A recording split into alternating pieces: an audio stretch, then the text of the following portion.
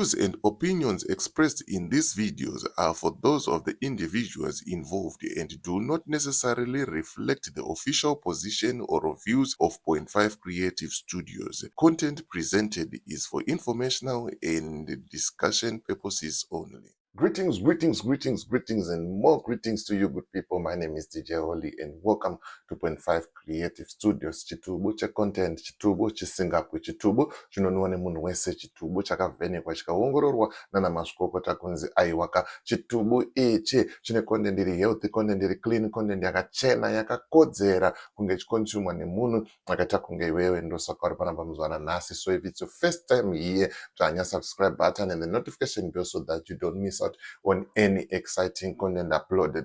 Asi kana wanga wagara uri mugaro wepanapa, dango kutenda nekuita sei nekukurumidza kubhadhara rent. Thank you very much for supporting Point 5 Creative Studios.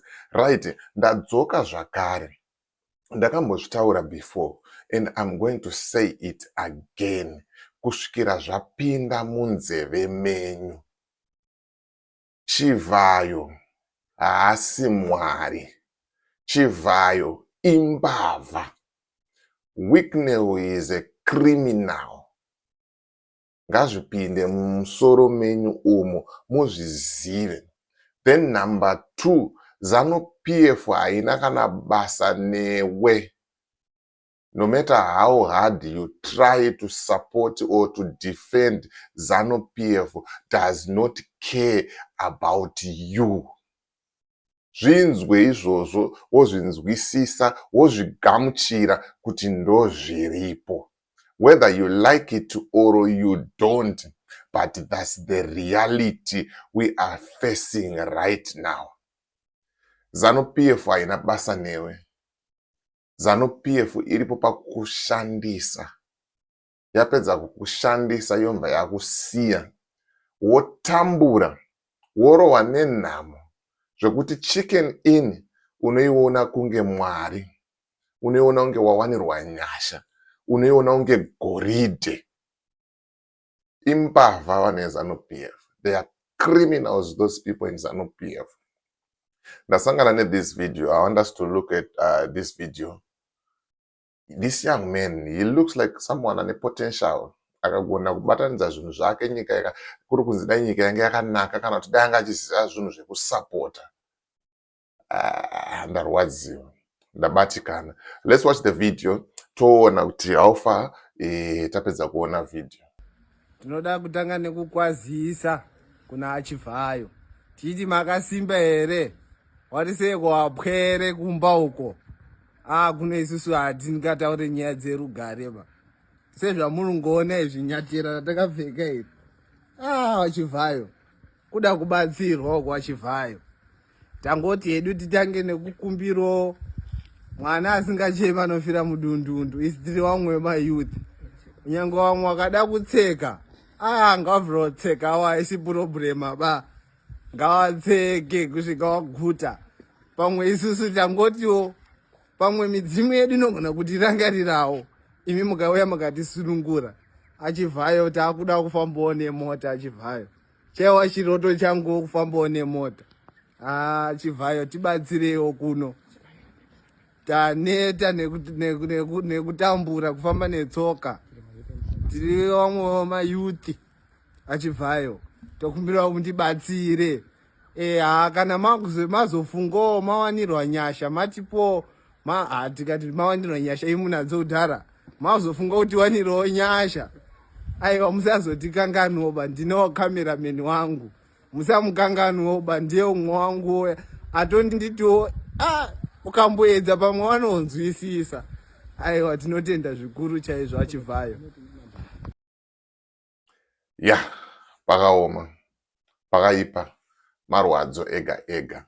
Ndo the situation yatiri kusangana nayo munyika yedu yeZimbabwe.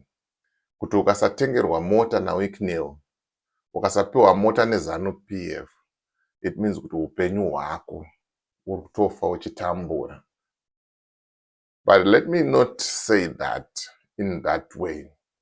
I want to show you the other side of life. Life inochinja.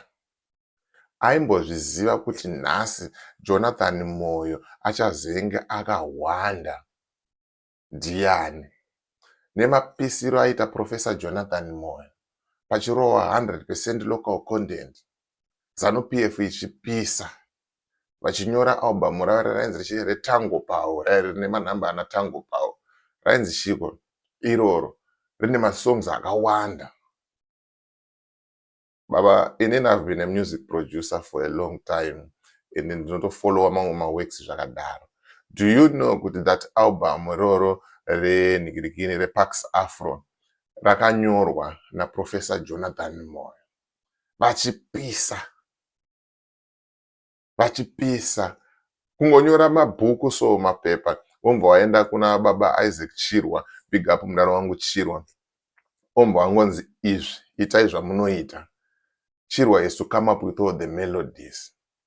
Why am I telling you this? Dakuti ndikuudzei kuti ndandiripo pamazuva iyayo, ndaifollowa zviitiko zvichiitika. Vachipisa vanhu ana Grace Mugabe vachisingatangike. Right now, where are they? Ana Kasukuwere, ana Mzembe, ana Ziyambi, vanhu vese ivava, ana Temba Muliswa. Where are they right now? Vari kupi? Saka musanyanyonetseka. Zvinonzi nevakuru chisingapere, chinoshura, chinokura, chinokotama. VaMunangagwa hatina nguva yakareba tinavo vari pachigaro. Very soon vanenge vabva. Whether nekuda kwevanhu, whether nekuda kwaMwari, whether chii, but one thing that I will tell you that is guaranteed. Ararame nekusingapere uya wamunoti Emerson Dambudzo Mnangagwa yoyo. Tichida, tisingade, nguva yake ichangosvika ozorora. Popinda mumwe, nguva yake yosvika futi ozorora. Popinda mumwe, zvichichinjana chinjana. But ndoda kuti ndikurudzire mayouth apana vechidiki. Ngatimbofokasai nelife. Tosiyana nezvekuda kupema, kuda kuzviona kunge ZANU-PF ndaana Mwari, kunge ZANU-PF ndiyo iri kutoita kuti tirarame. ZANU-PF haina basa nesu. ZANU-PF haitombotide, ende ZANU-PF haitode kukuona iwewe uchifamba nemota yawazvitengera. Havatode kukuona iwewe uchirarama upenyu hwakanaka, because vanoti vanhu vakagarika havazokontroleke.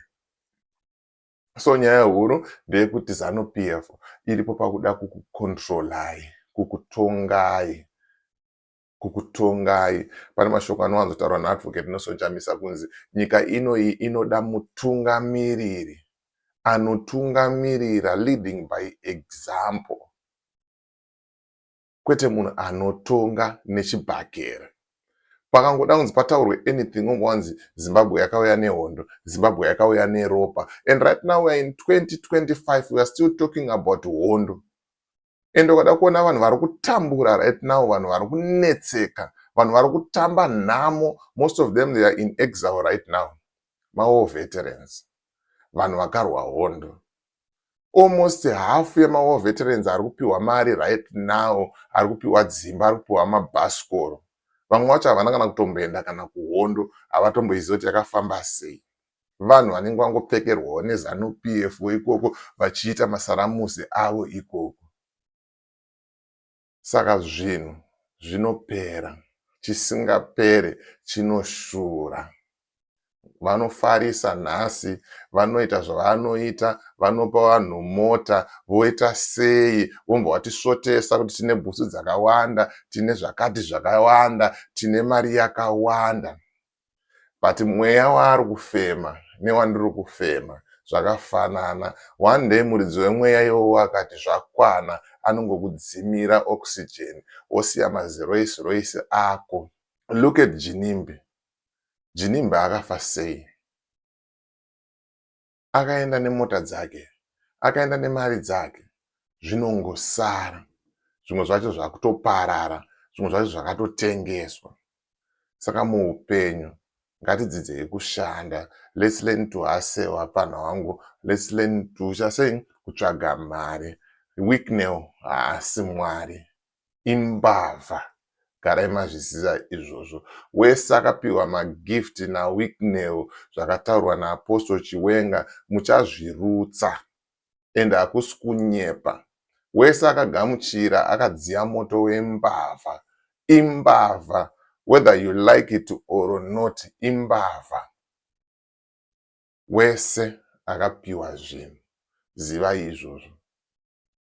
Zivai izvozvo. Mavhesisi aripo, ina handisi munhu wekuchechi zvekudaro, but kana mutori nehasha mune chiki nazvo muchida kuzvidhifenda, namba dzangu dziri paskrini idzo. Ndibatei toronga dhibheti yacho, toita sei tokurukura toonesana.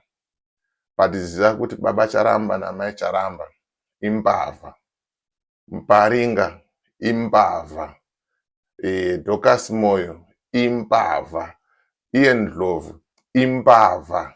Imbavha dzesawo. Kuna mwari wavanotaura kuti vanonamata vanhu ivavo. Hakuna kana ka1 musarohwe nereverse psychology. Imbavha. Dimbura ikapiskanaka mukatenderedze, muvape kasvike kwavari. Mwanzo nhanzi naDJ Holly, muri mbavha. You are corrupt. Muri corrupt zvekutodaro. Mukudziya moto wembavha. Ndini ndadaro, ndiri panapa handitika. Chokwadi chofanira kungotaurwa sechokwadi, chosvika kuvanhu chiri chokwadi, chakaita sei chakakwana. Ndonyanga ndichifambira zvamanje manje, as for me DJ Holly and the rest of the crew behind the scenes. It's bye for now. Let's meet in the next video.